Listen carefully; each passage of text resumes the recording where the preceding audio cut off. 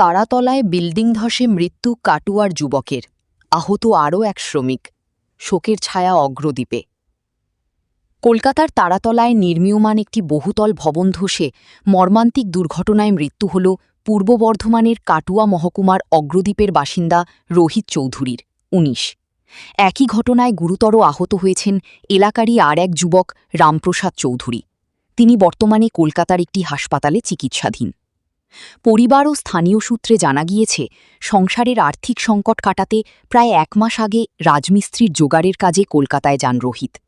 বুধবার তারাতলায় নির্মীয়মান একটি ভবন আচমকাই ধসে পড়লে ধ্বংসস্তূপের নিচে চাপা পড়েন একাধিক শ্রমিক। ঘটনাস্থলেই মৃত্যু হয় রোহিতের, আহত হন রামপ্রসাদ। তাহলে তো আর বাইরে যেতে হতো না। ধরেন কিছুদিন কেবল তো বিজেপি সরকার আসলো, এর আগে তো তৃণমূল সরকারই ছিল। যুবতীদের জন্য কোনো কাজই ছিল না, দুটো পেটে খাওয়ার জন্য অন্যের সন্ধানে তারা বাইরে যেতে হয়েছে।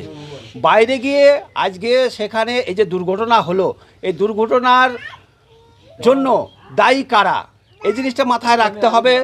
যে দায়ী কারা সেটা মাথায় রাখতে হবে। আজকে যদি অন্য সংস্থা বাংলায় থাকতো তাহলে এই অবস্থা হতো না।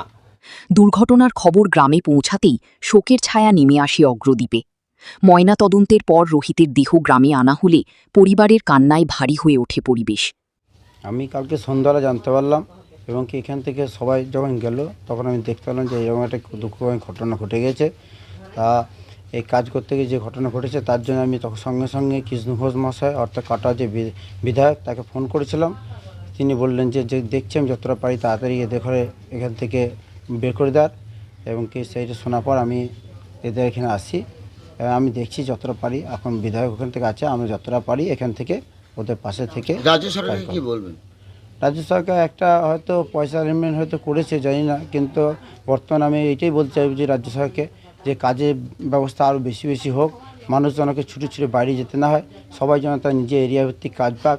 আমাদের এখানে যে একটা তাপবিদ্যুৎ কর্ম প্রচুর জায়গা রয়েছে, সেই জায়গাটা যদি একটা নতুন অন্য কোনো ফ্যাক্টরি করা হয় তাহলে আজ হয়তো কাটোয়া বা এখানে কাজ করবে মানুষ, তাহলে হয়তো তাদের বাইরে যেতে হবে না এবং তার পরিবার তাদের হয়তো এরকম দুঃখময় ঘটনা ঘটবে। রোহিত কে হয়?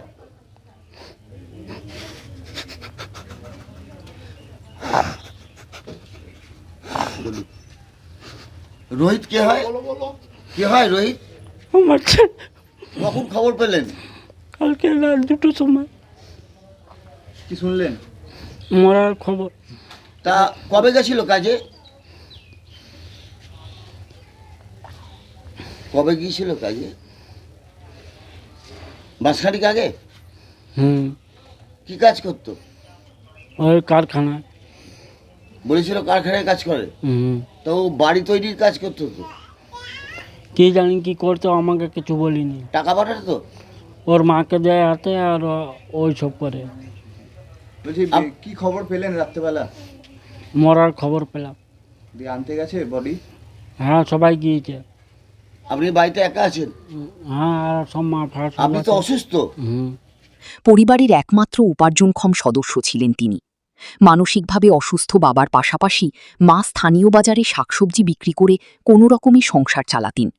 পরিবারের দায়িত্ব কাঁধে নিয়েই কাজের সন্ধানে কলকাতায় গিয়েছিলেন রোহিত। ঘটনার পর মৃতের পরিবারের অভিযোগ, নির্মাণস্থলে নিরাপত্তার যথাযথ ব্যবস্থা ছিল না এবং নিম্নমানের নির্মাণ সামগ্রী ব্যবহার করা হচ্ছিল। ঘটনার নিরপেক্ষ তদন্ত ও দোষীদের বিরুদ্ধে কঠোর ব্যবস্থা নেওয়ার দাবি জানিয়েছেন তারা। এদিকে স্থানীয় বিজেপি নেতৃত্বের দাবি, এলাকায় কর্মসংস্থানের অভাবের কারণেই বহু যুবক জীবিকার খুঁজে বাইরে যেতে বাধ্য হচ্ছেন এবং ঝুঁকিপূর্ণ পরিবেশে কাজ করছেন। মৃতের পরিবারের জন্য ক্ষতিপূরণ ও আহত শ্রমিকের উন্নত চিকিৎসার দাবিও তোলা হয়েছে। কাটোয়ার বিধায়ক কৃষ্ণ ঘোষ বলেন, আপনারা জানেন গতকাল যে তারাতলা গোডাউন নির্মাণের কাজে হঠাৎ সেটা গোডাউনটা ভেঙে পড়ে। সেই নির্মাণ কাজে যে লেবার বা শ্রমিকরা কাজ করছিলেন তাদের প্রাণ যায়, অনেকে আহত হয়। গত যে সরকার তৃণমূল সরকার চলছিল, সেই সরকার কার প্রাণ যাবে কার প্রাণ থাকবে এটা নিয়ে ভাবতো না। মানুষ মরবে কি বাঁচবে তাদের কোনো যায় আসতো না, তাদের পয়সার সঙ্গে মতলব ছিল। এটা কাল তারাতলা গোডাউন থেকে প্রমাণিত হলো। কিন্তু রাজ্যের আমাদের বর্তমান যিনি আমাদের ভারতীয় জনতা পার্টির সরকার বা রাজ্যের মুখ্যমন্ত্রী শুভেন্দু অধিকারী মহাশয় খবর পাওয়ার সঙ্গে সঙ্গে সেখানে পৌঁছায়, উদ্ধার কাজে পুরোপুরি সহযোগিতা যত শীঘ্র যারা বেঁচে ছিল তাদের হসপিটালে পৌঁছায়, যারা মারা গেছে সেই সমস্ত পরিবারের পাশে তিনি আছেন। এটা আপনারা কাল দেখেছেন।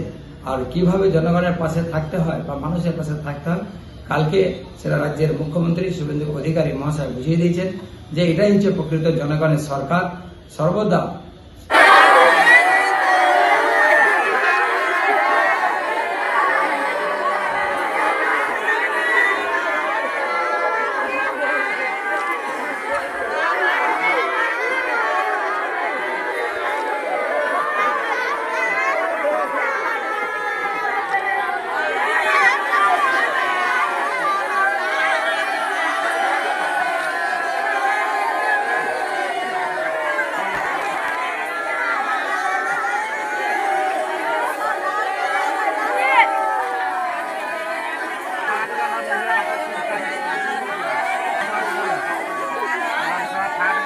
আর ধরুন